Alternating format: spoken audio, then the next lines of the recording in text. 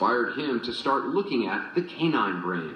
It started out with the desire to know, really, what does my dog think of me? I love my dog, but do they reciprocate in any way? When they hear you come home, they start jumping around. Is it just because they expect you to feed them? Is this just a scam by the dogs? Are dogs just big scammers? Yeah. To try and answer that question, Dr. Burns is doing something scientists have had a difficult time with. He's conducting brain scans on dogs while they're awake and unsedated. Inside the fMRI machine, they're trained to stay completely still. What's around Tigger's head here? The scanner makes a lot of noise. It's quite loud, and because dogs' hearing is more sensitive than ours, we have to protect their hearing just like ours. So we put earplugs and earmuffs and just wrap it all to just keep it in place. Okay, now we go up. Tigger certainly knows the drill. That's good. Once in the machine, he lies down and doesn't move. These scans are giving Dr. Burns the first glimpse at how a dog's brain actually works. So these are slices of Tigger's brain that you're seeing? Yeah, exactly. So we're slicing from top to bottom. We analyze them later to see which parts increase in response to the different signals. While in the scanner, the dogs smell cotton swabs with different scents. First, the underarm sweat of a complete stranger. Next, the sweat of their owner. As Dr. Burns expected, when the dogs sniffed the swabs, the part of their brain associated with smell, an area right behind the nose, activated. It didn't matter what the scent was. But it was when the dogs got a whiff of their owner's sweat that another area of the brain was stimulated, the caudate nucleus, or reward center. Dr. Burns believes that means the dog is experiencing more than the good feeling that comes with a meal. It shows the dog is recognizing somebody extremely important to them. It's the same area in a human brain that activates when we listen to a favorite song or anticipate being with someone we love. So just by smelling the sweat of their owner, it triggers something in a much stronger way than it does with a stranger. Right, which means that it's a positive feeling, a positive association.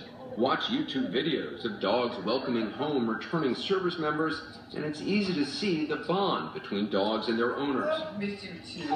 Brian Hare says there's even more proof of that bond. It's found in our bloodstreams. We know that when dogs and humans make eye contact, that actually releases what's known as the love hormone, oxytocin, in both the dog and the human. It turns out oxytocin, the same hormone that helps new mothers bond with their babies, is released in both dogs and humans when they play, touch, or look into one another's eyes. Thank you very much. What we know now is that when dogs are actually looking at you, they're essentially hugging you with their eyes. Really? Yes. And so it's not just that when a dog is making a lot of eye contact with you that they're just trying to get something from you. It actually probably is just really enjoyable for them because they get an oxytocin or they get an uptick in this love hormone too. All these new discoveries about dogs have led Brian Hare to create a science-based website called Dognition, where owners can learn to play games to test their dog's brain power. So you're allowing people to do an intelligence test for their dog? That's exactly right. And the idea, though, is that there's not one type of intelligence. We help you measure things like how your dog communicates, how empathic your dog is your dog cunning, is your dog actually capable of abstract thought, like reasoning. So there are different kinds of intelligence for dogs, just like with humans? Absolutely. And so just like some humans are good at English and others are good at math, it's the same for dogs.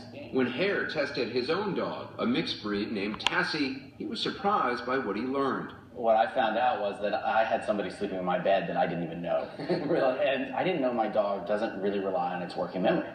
So if I'm saying sit and stay, I no longer have to wonder why my dog wanders off. He literally forgot. So your dog's not the sharpest of dogs? He did great on communication. He's very communicative. So he could basically be a TD anchor. Yes.